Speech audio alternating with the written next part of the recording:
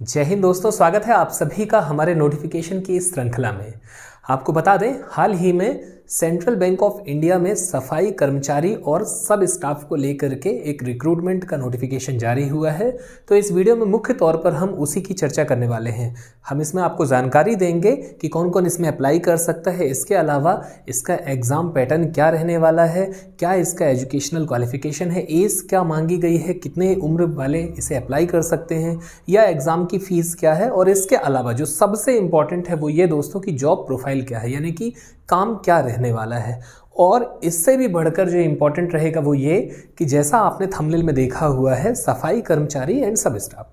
देखिए, सफाई कर्मचारी शब्द सुन करके बहुत सारे लोगों के मन में ये बात आती है कि हम इसे क्यों अप्लाई करें, भाई ये हमारे लिए सही है या नहीं है। तो देखिए, मैं आपको पहले ही यहाँ पर बता दूँ कि डेफिनेटली ये आपके लिए ठीक नहीं है। अगर आपकी तैयारी एसएससी की हो रही है या मान लीजिए पीएससी की चल रही है या कोई एक ऐसे एग्ज़ाम के लिए और आपका स्कोर कार्ड ठीक है और आपकी पढ़ाई भी ठीक चल रही है, इसके अलावा आपका इकोनॉमिकल बैकग्राउंड भी बहुत अच्छा है, तो फिर आप इसे मत अप्लाई कीजिए।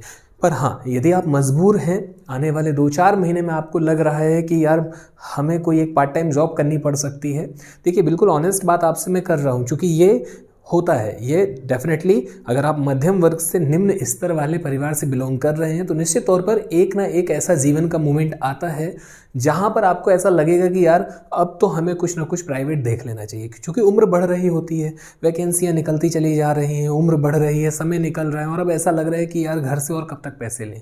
तो one of the best option कि भाई कहीं ना कहीं जा करके 2-4-10 हज़ार की नौकरी करने से मोर देन बेटर ये वाली जॉब कर लो, क्योंकि वहाँ भी जहाँ आप जा रहे हो ज़रूरी नहीं है कि वहाँ आपका कितना पैसा आपको मिलने वाला है और टाइम कितना आपका लेने वाले हैं। तो देखें, एक बहुत अच्छी मूवी सामने थी हमारे, 12th फेल।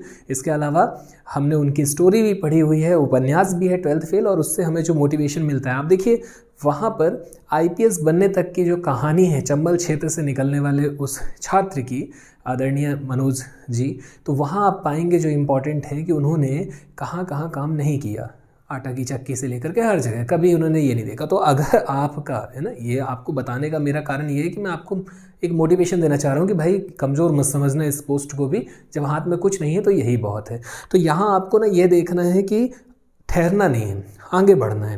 मतलब आप इसमें अप्लाई कीजिए, ठीक है, कुछ समय काटिए, 2-4-6-8 महीने का अपना जो भी है, एटलीस्ट आपके पास में कुछ तो अर्निंग होगी, और उसके बाद फिर आगे आप पढ़ते चले जाइए, अध्ययनरत रहिए।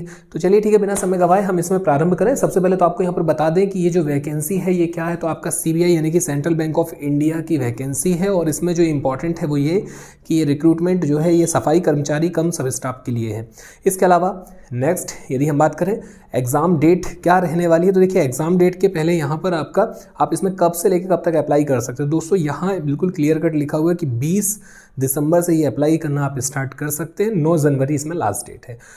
आप देखेंगे जो सेकंड पैरा है इसमें आपका जो भी फीस वगैरह ये भी लिखा हुआ है कि 175 inclusive of GST for SC ST and ex serviceman candidates. इसके अलावा जो ऑल अदर कैंडिडेट्स हैं उनके लिए 850 रुपये रहेगी फीस। इसके अलावा आपको बता दें दोस्तों, ये जो एग्ज़ाम है ये मुख्य तौर पर जनवरी-फरवरी 2024 यानी कि अभी से हम ये मान लें कि 1-1.5 महीने हमारे हाथ में है ना।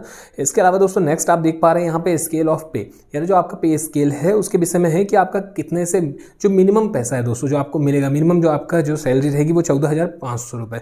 हालांकि इतना नहीं, इससे भी ज़्यादा रहेगा, क्योंकि बहुत सारे इसमें अदर चीज़ें भी आपके ऐड होंगे। जैसे यहाँ पे आपके कई अलाउंस है ट्रांसपोर्ट से लेकर के, इसके अलावा आपका होम मेडिकल, बहुत सारी चीज़ें यहाँ पर दी हुई हैं, आप देख सकते हैं नोटिफिकेशन में, आप इसमें और डिटेल में ही पढ़ सकते हैं।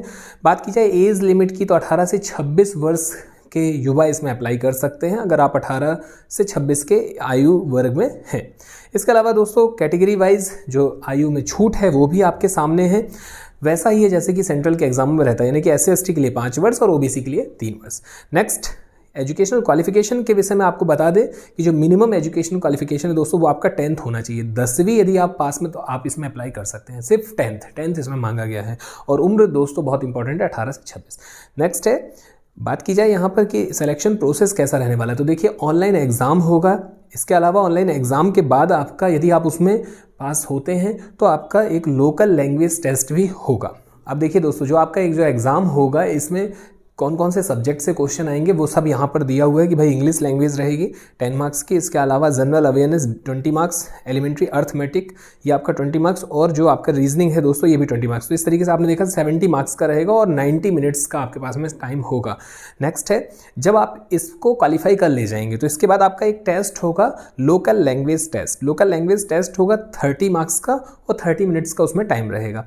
आपको बता दें जो टोटल नंबर ऑफ वैकेंसीज हैं वो 484 हैं, उसका चार्ट आपके सामने में, आप जिस भी कैटेगरी से बिलोंग करते हैं आप इसमें देख सकते हैं। और जो इंपॉर्टेंट है वो ये कि लोकल लैंग्वेज टेस्ट के लिए आपका जो उसके पहले जो एग्जाम हो रहा है, यानी कि पहले जो ऑनलाइन एग्जाम हो रहा है उसमें से टोटल वैकेंसीज का 4 गुना, ठीक है, 4 गुना लोगों को बुलाया जाएगा लोकल लैंग्वेज टेस्ट के लिए। नेक्स्ट है दोस्तों, जो एग्ज़ाम के सेंटर हैं वो आपके सामने हैं कि भाई कौन कौन सा एग्ज़ाम सेंटर रहने वाले हैं और किस किस स्टेट से आप बिलोंग कर रहे हैं, तो आप उस हिसाब से आप इसमें अप्लाई करते समय अपने सेंटर को भी चूज़ कर सकते हैं, यानी कि इनमें भी चेंजेस हो सकती है। तो यहाँ पर दोस्तों आपका ये सेंट्रल बैंक ऑफ इंडिया का जो रूल बुक था, जो नोटिफिकेशन था वो कंप्लीट होता है। देखिए मैं फिर से यहाँ पर रिपीट कर दूँ कि भाई क्या हर किसी को अप्लाई करना है? बिल्कुल नहीं करना है, ठीक है। जो हकदार है उसकी पोस्ट मत लो। यदि आपकी तैयारी है एसएससी पीएससी, आप इसकी तैयारी कर रहे हैं, आपका ठीक ठाक है, सारी कंडीशन ठीक ठाक है, तो फिर ठीक है।